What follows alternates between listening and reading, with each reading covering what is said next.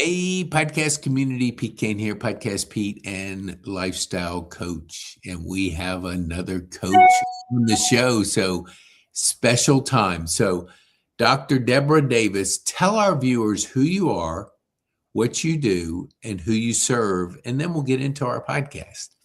Perfect. Thank you, Pete. I first thank you for letting me join you this morning. Super excited to share a little bit about what I do. As you said, I'm Deborah Davis. I am an executive coach and trainer. I Mhm. work a lot with schools and educators, but I also have corporate clients that I work with. And really, what I want to do is I want to provide people with tools that allow them to be stronger leaders in every aspect of their life, not just professionally, but also personally. I spent 25 years as an educator, so that is a lot of my background. Spent time as a teacher, a counselor, and a principal, and so loved that time and really just felt called to step away a couple of years ago and start my own business and invest in leaders in a different way. So super excited about what I'm doing and enjoy walking alongside and helping people. I always say, bring your best self to tomorrow. So I love that. I love that. I kind of, when I stepped into coaching, it was a transition time because not that I wasn't in business before that, but it's a different type of business. What did you think when you're stepping out of education? Because every Friday you get a check, and it's not like you're not a you don't have to. I mean, you do a lot, but you have that predictability. What was it like that first like 6 months a year that now Deborah has to think differently because if you're not creating value and the clients aren't coming, you don't get paid. So what was that like? Pete, that was a huge mind shift for me because being an entrepreneur, owning my own business, and trying to find clients was a totally different mindset. I always like to say that I enjoy learning and I always want to put myself in a position where I'm growing too, right? So Hmm? I was able, thankfully, to pull some coaches into my own life who invested in me, encouraged me, supported me to help me through that transition because absolutely going from a time of having a paycheck just show up every 2 weeks versus, oh, well, there's not going to be a paycheck unless there's clients. It really is a different shift. And so I have to think about things very differently. Hmm. I have to make sure that I continue to be open-minded about how to grow a business and what that looks like and take advantage of those opportunities for not only for me to pour into others, but for others to invest into me and help me understand what that looks like. So I've taken several business development courses and classes. And like I said, I still have coaches that pour into me and Hmm. that help me. So I think it's understanding that when you step away from a job that is, you know, pretty predictable with income and also just even task. I mean, I Hmm. think the bigger struggle for me, obviously finances is a big piece of it all, but just feeling productive and connected every day is Hmm. a challenge as well. So those are things that I have to make sure that I am intentional about and make sure that I continue to understand what I need to be able to be successful.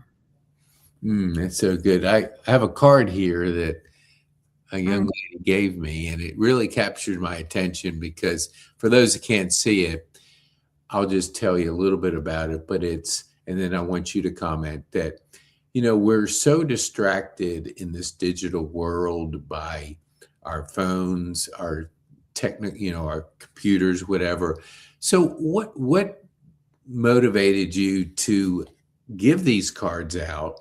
And what have you seen in your experiences as you touch people in a very creative but intentional way? mm. Thank you. Love the fact that and the little card that Pete referenced is a card that I created. several years ago, my husband and I Mhm. started looking around when we would go out to eat, and we would notice that there were so many families connected to their phones or children with tablets in front of them and not engaging and not taking the opportunity to really use that time to help kids to learn how to communicate and connect and all of those things. So as we would watch, my husband and I once said, okay, there's a family over there. None of their kids are on a device. We were at a restaurant. It was in the morning, and so I just went up and I said, "Hey, I just so appreciate the fact that you are with your kids and you're present." They had 4 kids, and all of them were engaged on some level with their parents. Mm. And when we left, my husband and I talked about it, and we're like, "All right, the next time we see that, we're gonna pay for their meal." So Mm. the next time we saw that happen, it wasn't just, "Hey, thank you for engaging with your kids." We anonymously paid for their meal and just asked the waiter to say, "Thank you for the person that's paying for your meal wants to say thank you that you're not on technology during dinner with your kids." And Ooh. so we did that a few times, and it got kind of wordy, and I wasn't sure that the waitress or the waiter was communicating what I wanted to. Yeah. So I created these little cards, and the card is just, it says family time and it says time to focus. And focus stands for family first, optimize presence, communication counts, unplug together, stay connected emotionally, not digitally. And then I just have a Bible verse, Proverbs 22:6 on there. And then on the back, it just says, the time you dedicate to your family and children is a cherished gift that will leave a lasting impact. You Mm. are setting an excellent example of how to enjoy quality moments together. Thank you for being unplugged and engaged. Off screens equals a meal on us. And I so this makes it much easier now because now we can say to the waiter or waitress, "Hey, that family over there, we want to pay for their meal," and just give them this card, Mhm. and that's it. And I love giving these cards out. Whoever wants these cards, I give them to them and Mhm. say, "Hey, go encourage a young family with kids that they're doing the right thing." And Mm. they're being, we talked, Pete, about being intentional or accidental about our leadership. Mhm. It's so important as parents that we are intentional, that we make sure that we're taking opportunity of moments and we're not accidental. Because if we're accidental, then we'll all end up on our screens and Yes. not connect and waste that wonderful, beautiful opportunity that those of us with older kids know will not always be there to invest in them. So, thank you. I love being able to give these out to people, and then hopefully they're turning around and doing the same thing. They're blessing the family with a free meal. I love that. I love that. It's kind of like pay it forward times 10.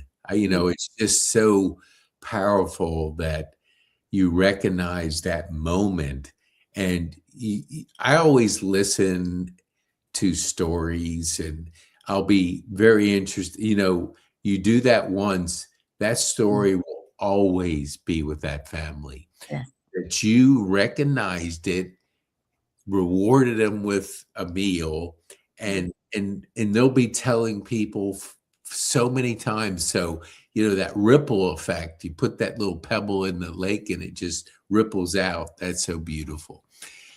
Now, what would you say in we talked briefly about habits. We have that habit of just jumping on this when we have a free moment. Did you have a habit that you are having to adapt when you're in that entrepreneur journey? Because what I'm seeing, because I grew up dyslexic and Mhm. ADD, so I flunked more courses than I passed. But here's what I learned is I see these, I see things differently than most. And Mhm. what I'm seeing is that the world is changing very rapidly and change is very difficult.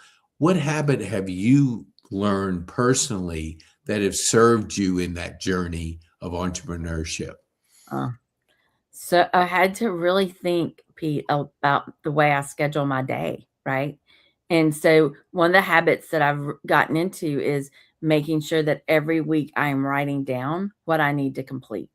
So I have a planner that I fill out, and I have kinship, which is my business.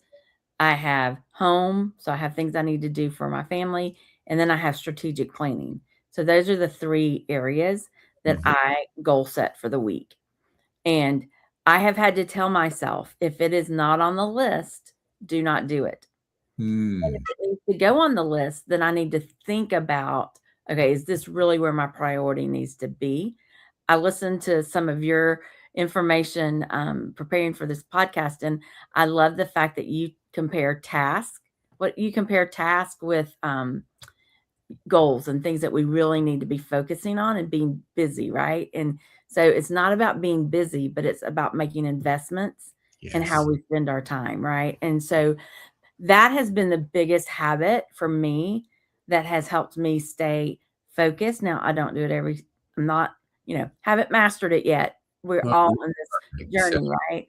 mhm. But that has been very helpful for me just to have that planned week.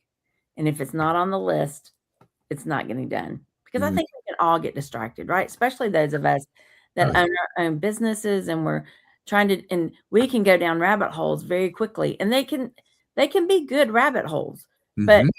I love your wording of how are we investing our time? And it Mm. is, what are our assets? And is that what we need to really be focusing on? That's so good. I don't know who told me this, but we have between 12 and 60,000 thoughts that go through our head in a Mhm. given day, and we make well over 500 decisions. So, what have you done to calm down your brain Mhm. to really get, the self-awareness has been a discovery for me, and I journal now, which I never really did before I had a stroke, but now I've got like 18 journals, and I probably didn't do one before. How do you calm down and focus is there some activities that you're doing to help you in that area? I think the biggest thing for me is I go to work. So I come to my office and I make sure that when I'm in my office, I'm in work mode, right? And Mm, then I do, though, I try again, not mastered this either, but try to take a 20 to 30-minute walk. I try to block my time, right, into 4 different quarters during the day and mhm, take those breaks and try to, because I do find that if I do block my day and mhm, then take intentional 10, 15-minute break, I am much more productive.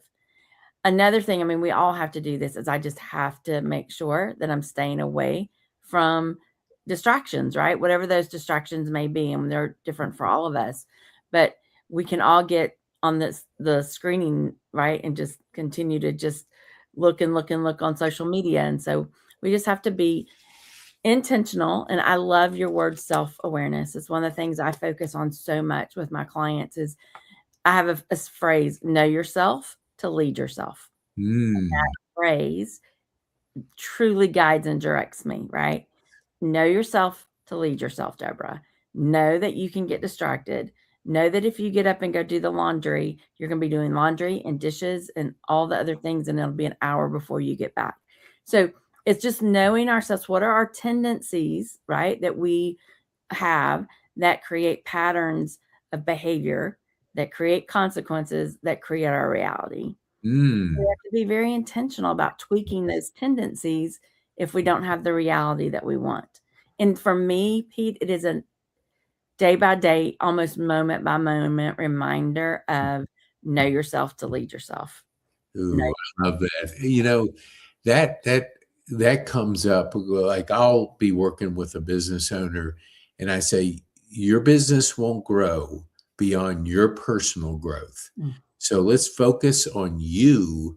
Your business will be a positive result or outcome of us working on you." And we do this, like, we take physical showers to clean ourselves, but are we taking those mental showers Mm. personally growing? How have you felt like your growth? What do you lean into to help Deborah get better and, grow personally? One of the things I have found is I am so much better when I am with people and when I'm learning with others. Mhm. So I have read, see on your shelf, you have 10X is easier than 2X, right? The book. So I pulled together a group of Christian women entrepreneurs, and we meet once a month and we're going through that book. And we have a time of devotion together, but then we spend time talking about, okay, how do we all need to grow? How can we encourage and support each other? So I do learning best in community. Now I can sit and I can learn and study on my own 100%, but Mhm. the level of accountability that helps to, oh yeah, yes, I've got to get that chapter read, or I need to know that chapter well enough that I can speak to it and I can have a conversation around it. So being intentional about pulling people around me to help me grow has been just a huge gift for me in Mhm. regards to my own personal growth. And then just always, Pete, one of the guys that has poured into me has this phrase. He always says, none of us graduate from the college of self-awareness, right? So we always have to be truly self-reflecting and being honest about ourselves. And I think that means that we continue to grow, right? We continue to invest in ourselves, whether that's through paying for courses or, whatever that is. But we all have to continue to invest in ourselves, because as we're leading others, we have to set that example. We have to be lifelong learners. I used to tell teachers all the time, you're the lead learner in the classroom. So you make sure you're setting that example. Ooh, that is beautiful. You know, growing up, school was not my friend, Mhm. and I didn't know, I knew I was dyslexic, but I didn't know how to leverage it. And I was always in the remedial reading. I flunked English my senior year, so I didn't graduate. I did on the summer, but what I found is once AI came out, when I read a book, I do about 5 or 6 steps before I read it. I put it through AI, I get the main points, I put it through another AI, which is Notebook LM, I get the audio, I listen to it. I went from a slow reader to a speed reader. I read now one a week, which I probably would start books but never finish them. Mhm. How are you using AI in your journey? Because we're seeing this, man, it's coming at us from all different angles and it gets overwhelming. Have you found kind of a sweet spot in your AI that you're using it for yourself and your business? Where I use it the most is I use it as a brainstorming, help me get my thoughts going. So if Mm, I'm putting together a proposal, or if I'm putting together a summary, or trying to outline how my next session with a client, I will put things in an AI and let it give me a start. So it's brainstorming, and then I take that and adjust it. So, and that's been helpful. And it allows me to think a little bit differently, right? mm, I was never diagnosed with dyslexia, but my daughter is dyslexic and I know where she got it from. That would be me. So, mm. I can relate a little bit to that as well. It's just in processing information and all that, we all have to figure out what works best for us. And there are so many tools out there now that are helpful in Yes. regards to whether it's a processing issue, whether it's dyslexia, whether it's attention. There are tools out there now that can help us to make sure that but we have to be self-aware first, right? Mhm.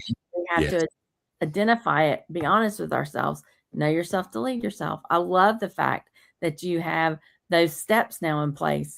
And obviously, your reading is a totally different level now than it was. Yeah, it's so enjoyable because I would, like, read a page and I'd go, "What the heck did I read?" And it Mhm. was like and plus, if I ever had to read out loud, that was that was That wasn't the easiest thing, but you get a little bit better as you do some things like that. But what would you say?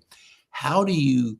Because I went to my 50th high school reunion, and the people were saying, "Well, Pete, when are you going to retire?" And I said, "Never, never."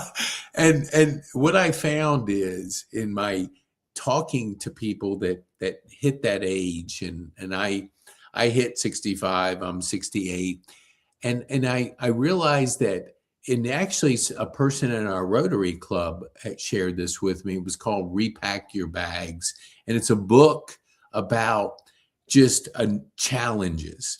So what they recommended is, so let's just say you're an educator, which you are, and you retire in education. What you want to do is something completely different, to challenge your brain to learn something different and explore that unknown, figuring things out. How do you challenge yourself, like, on a regular basis? Is there something that you like to do that keeps challenging and keep growing? And that's good. So I've since I've stepped away from education, I've told myself every year you're going to learn something new, Mhm. right? So last year I learned how to crochet. So my mom had learned to crochet, taught herself during COVID, watching YouTube videos. Then she taught my daughter. My daughter tried to teach me a couple years ago, and I just couldn't do it. But then Mhm. I was like, you know what? No, I'm going to go back to this. I'm going to figure it out. So went back, and so last year that was that. I'm right now, tomorrow, or no, tonight, I'm going to a mahjong beginners, so Yeah. I think we just have, to that point, we have to look around and say, okay, where can I learn something new? Mhm. One, just to keep us active and interested in things, right?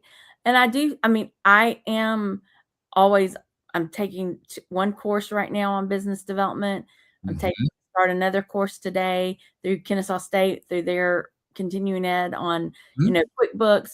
So finding the things that we don't know, and then finding, okay, personally and professionally, what do I need to do to make myself better? And, so that's what I enjoy doing, just looking around. So my goal now is every year I'm going to learn something new, at least one thing, Yeah. so. That is so powerful because you have that compounding effect, Mhm. because you're intentional about that one thing, which I think allows us. Because I do the same thing. I have one focus this year, and it's really the school community, because I've done probably three, 400 podcasts, and if I wanted to introduce Deborah to Mary Sue, I would send an email and I'd say, Deborah, meet Mary Sue. And I wouldn't hear anything. And I would maybe call. Sometimes I didn't call, but I would just hoping they'd make that connection. But what I find is it would be in a spam filter. So they never got any communication. So now we introduce people to a community. So if I want to introduce Deborah to Mary Sue, your bio is there, what the connection is, and it's so much easier to build that community. Would you say, in education and in life, Mm, how are you with when I say the word community, mm. what has that meant to you? Because I love that you're getting together with the women's group, and you have that community. What has it meant to you, and what could you share with our community about your mindset of that? Pete, it's so easy these days for many of us, all of us, to not have deep relationships with others Mhm. because of technology. People get distracted. I think COVID changed a lot of how we engage with each other. And so we have, and I use this word all the time, but we have to be so intentional. And I was encouraged one time, if you don't have a community around you, right, of women or men or whoever, then Mhm. pull them together. Be the one to initiate that, right? So for me, community is really strong with my church. I strong community there. Mhm. As a teacher, or an administrator, I always had a huge, strong community within a school, right? So those are kind of built in. But when you step away from a job and now you're an entrepreneur, it's easy to not spend the time and investment on relationship because Mhm. we spend a ton of time on investing and growing our business. But we have to recognize that relationships are the things that are going to long-term maintain, help us maintain and sustain us, right? So I think just being intentional. And Mm. if I would say to people, if you don't have the community around you that you want and you're not being invited in, then start inviting others in, right? Yes. Oh, I love that. And because another person I know said the same thing. It's like, it's just so important that if you don't have something, then you start it. I mean, don't just sit there and go, well, I wish I had community.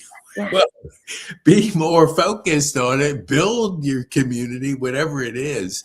So if you had, I love this question because it gives a perspective. So you're going to talk to your 20-year-old Deborah, Okay. and you've learned a lot through your journey.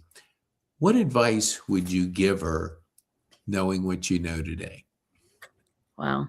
I think all of us, when we think on that, right? So many different categories jump into my mind. One, spiritually, personally, professionally, financially, all those things. But I think a common theme is that I would say to myself, be more confident in who you are and step in understanding you have value at the table. And I Mm, think if every 20-year-old really was able to come to the table with humble confidence, not arrogance, but humble confidence to mhm, serve and to help others be better at whatever table you're at, right? Then and lean into that and be confident that you bring something to the table that no one else does. that's so good. If you, I don't know if you ever remember this show, but Bewitched, did you Yeah. ever remember? Yeah. So if you're bewitched and Oh, you, you know, get that wish and twinkle your nose, what would Deborah wish for? mhm. Wow, what would I wish for? I'm going to focus just on my business. So if I could do this, I would love to have 2 or 3 corporate clients Hmm. that I invest in and support and walk alongside in a deep way and in a long-term commitment.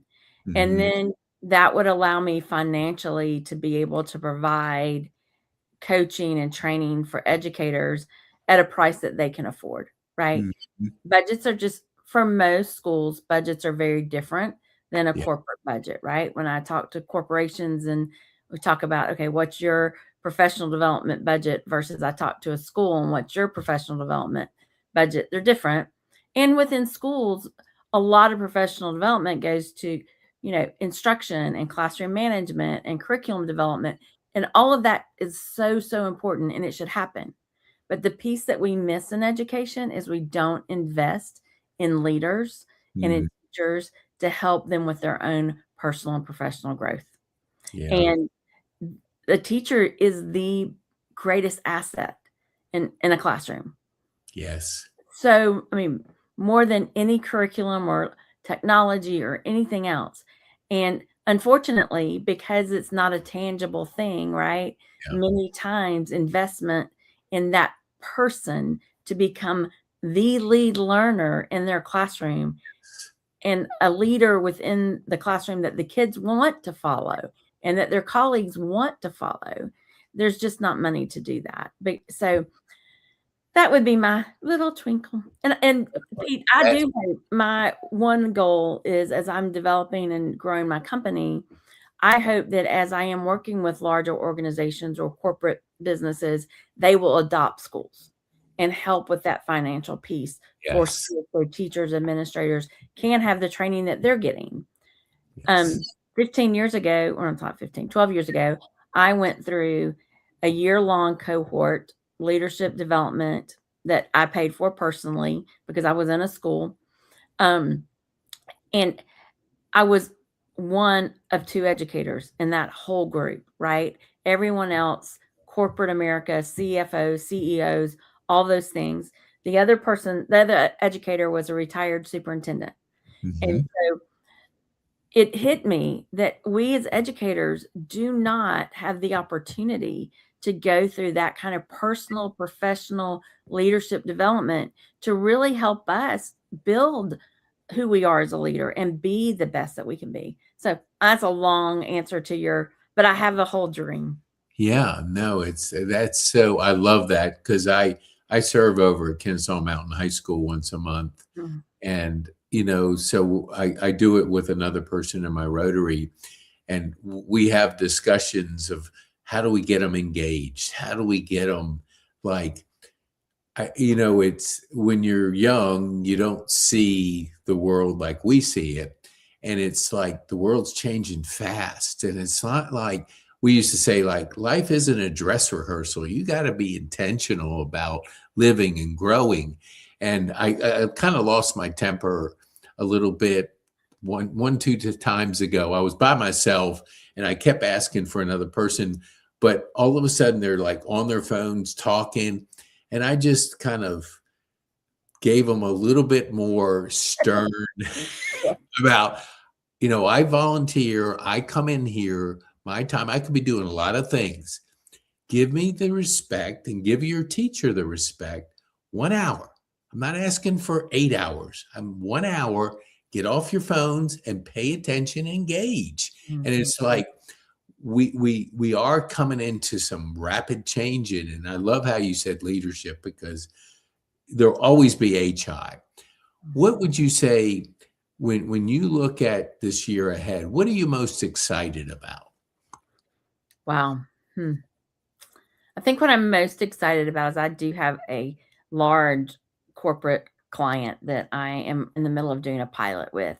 Mhm. And it appears that we will transition from pilot stage to full blown contract. Mhm. So that I'm super excited about. And then I am even more excited now that I am getting to a place with my company that I can start doing some strategic thinking. I have Mhm. created a leadership program for high school students, Mm. and it's 30 lessons, it's got videos, it's got content, it's good. I just haven't had the opportunity to get out there and share it. So I'm Mhm. excited now that I'm at a place within my business that I can start getting out and sharing Mm. that curriculum and hopefully help schools implement it so that students can gain the soft skills. I mean, as Yes. you're sitting there talking, there's so many things in that program that I've created just to help students understand what does it look like on the other side of you right now? When you're sitting there on your phone and an adult or a student is speaking to you, what does that look like? Yeah. And everything is a test, right? And helping them to really think through, how am I showing up? And how can I best prepare myself for college, a workplace, and beyond? And what does that look like? And not all kids need to go to college. So workplace college to me is after high school. But anyway, so that I'm super excited about and Mm. really helping and walking alongside schools to support students to help them become more self-aware, raise their relational intelligence, help them Yes. with communication skills, all those things that the phones have, I think, caused us to take years in regards to steps backwards to development of how we engage with others. Yeah, that's so good. Yeah, well, I have some ideas. My dyslexic brain is hitting on all cylinders now. So we'll have to talk off the air Yeah. about some things. But here's, to that point, this was the week before last, and we're in there, and the lesson had to do with kind of the distractions and the flow and boundaries. And one girl, we were asking for examples, and she gave this example, which kind of feeds into what we talked about, the intentionality of the cards and the digital. And she shared how she's talking to her mom Mm. and her mom's glued to the phone, and she called her out. Mm. And it's like I said, how did that make you feel? And it broke your heart that the phone is more important than a conversation. And it was like I came out of there just emotional from somebody that just didn't have any idea what message it was sending to her daughter, who's wanting to have a conversation, but mom's glued to the phone doing whatever, social media, whatever it is. I had a guest and he talked about PTSD, but he didn't use the D, he used G. So post-traumatic stress growth. Have you ever had a time in your life where you're in that storm? It's not very good. You're not enjoying the storm per se, but you grew tremendously as a result of being in that storm. Is there something you could share, or just how you grew through a difficult time? Yes. So, obviously can't share a lot of details, but it was a situation when I was in education and a family was going to sue us over something that I had been involved in. And through that, they didn't, and it didn't go anywhere. But through that process of about 6 to 8 weeks, it was a lot of stress of, okay, just rethinking everything. Did we do it right? And you know what I'm saying? And I think I came out of the growth point for me for that was confidence. And I think every time that we go through something that is difficult, if we persevere, and it may not always come out the way we intended or Mhm. wanted, or it may not be success. But as we go through difficult situations, what we can say on the other side is we got through it, right? And Mhm. when we do that, when we're able to say, I got through that, then we build our confidence going into the next situation that's difficult and hard. And then we're like, okay, it's going to be hard. It's going to be difficult, but I can do it. And it will make us, it's a silly statement, but we all get stronger when we go through difficult times. Mhm. If and I don't know that that's true for everyone, though, because I do think a lot of people go through difficult things and they get defeated and they let the difficult situation win. Yes. We have to have a mindset where, yes, this is going to be difficult, and it may not be success in my eyes at the end, but I'm still going to get through it. I'm still gonna grow. I'm still gonna find the positives. And so I think that's for me, that situation Mhm. kinda kicked me in the rear end to say, "Look, you can deal with stuff like this and go in it and be confident and don't get rid of the self-doubt." I love that. I want to be respectful of time. I just looked up and I went, "Oh my God, this has been flying by." So tell our viewers, how can they get a hold of you? Okay, Then I perfect. have one final question for you, Deborah. Sure. So I have a website. It's kinshipcoach.com. You can reach out and I have ways to you can connect with me there. I'm also on Facebook personally, but on LinkedIn professionally. So either of those places you can look me up. I have an Instagram, Dr. Deborah Davis. Not as active on Instagram, but definitely LinkedIn or Facebook or Hmm, my website. that's so good. What would be the one thing you would want our viewers to take home Mm. from our time on this podcast? Okay, it's funny that you say that because every time I'm with a client, I tell them, I want you to walk away with one or two things that you can apply today, right? I want you to have something in your hands. So I think for me, just thinking through our conversation today, is if we could all just remember two things, that statement of what does it look like on the other side of you? I think about that mom holding that phone. How would that student have described what it looked like on the other side of her mom at that moment? And Hmm. would the mom have been able to accept or hear what it looked like on the other side of her? So it's self-awareness, it's self-reflection, and we have to be open to receive it, and then know yourself to lead yourself. Once you know what it looks like on the other side of you, how are you going to take that information so that you can lead yourself better and be better tomorrow than you are today? Awesome. Dang, that's so good. Deborah, thank you so Well, much for thank spending you. time with us and sharing your story, your insights. We really appreciate you coming on the show. Well, I appreciate you having me. I hope you have a great day. Thank you so much.